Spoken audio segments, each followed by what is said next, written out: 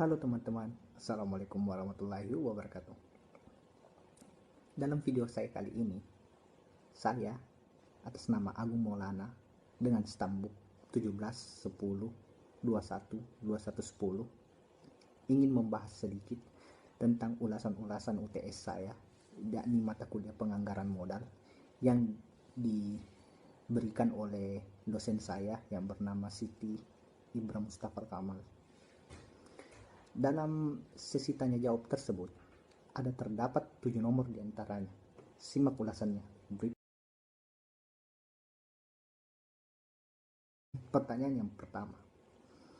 Di sini terdapat, apakah ada perbedaan antara anggaran dan penganggaran? Jika ya atau tidak, berikanlah analisisnya menurut para ahli. Oke. Di sini Ibu meminta bahwa mengenai analisis perbedaannya, dan jawabannya ini menurut para ahli, yakni bernama Nafarin, anggaran adalah sesuatu rencana keuangan periodik yang disusun berdasarkan program-program yang telah disahkan. Periodik yang disusun berdasarkan program-program yang telah disahkan itu disebut dengan anggaran. Sedangkan penganggaran adalah suatu komitmen resmi manajemen yang terkait dengan harapan manajemen tentang pendapatan, biaya, dan beragam transaksi keuangan dalam jangka waktu tertentu di masa yang akan datang.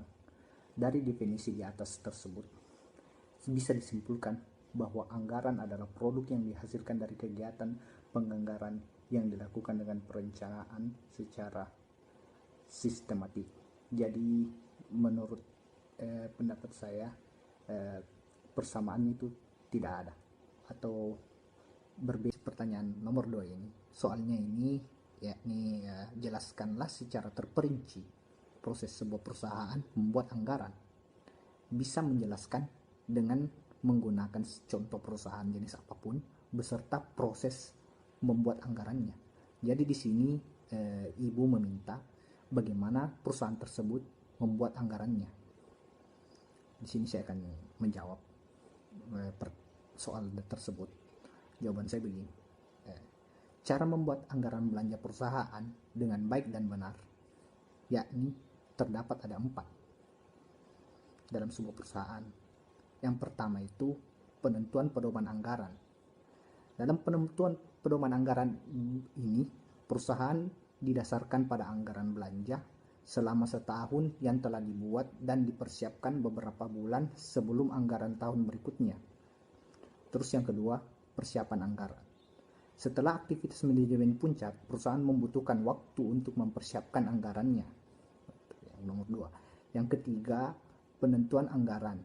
Dalam penentuan anggaran ini, menentukan anggaran belanja perusahaan telah dibicarakan dan dipersiapkan sebelumnya oleh banyak pihak di dalam sebuah perusahaan. Terus yang keempat, pelaksanaan anggarannya. Tahapan terakhir adalah pelaksanaan anggaran belanja perusahaan. Ya, oke teman-teman, ya itulah tadi sesi tanya jawab nomor 2. Sekarang kita ke sesi pertanyaan nomor 3. Soalnya begini, jelaskan secara terperinci siapa sajakah yang ikut berperan dalam pembuatan anggaran.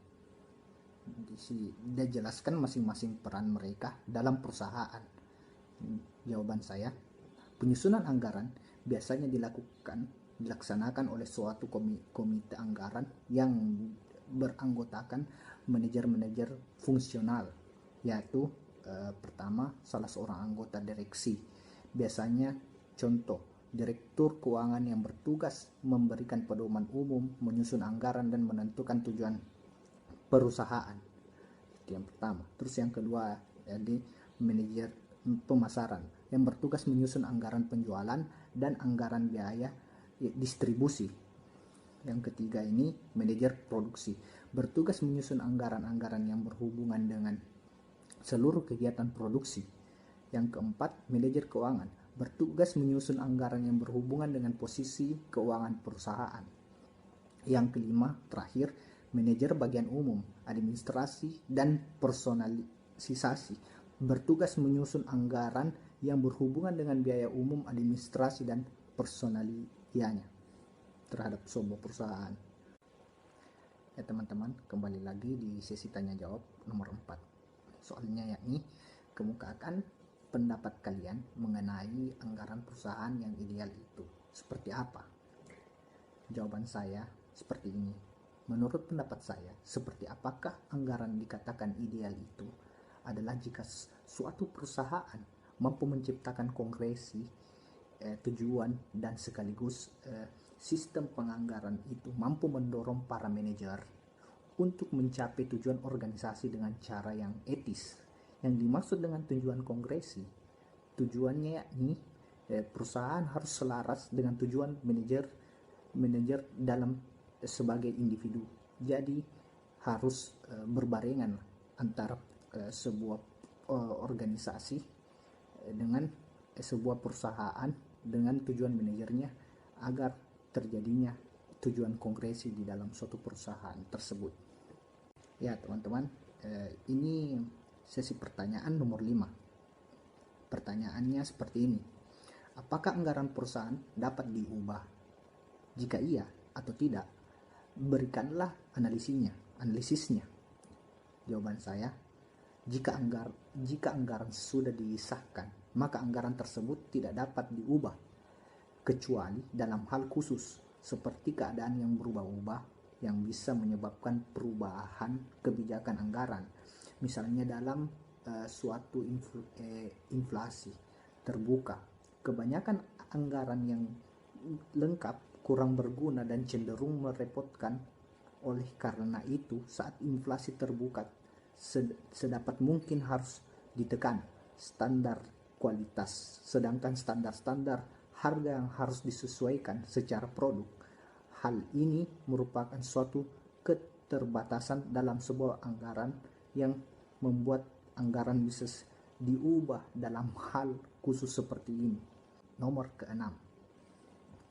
Di dalam sesi tanya jawab nomor 6 ini, pertanyaannya seperti ini.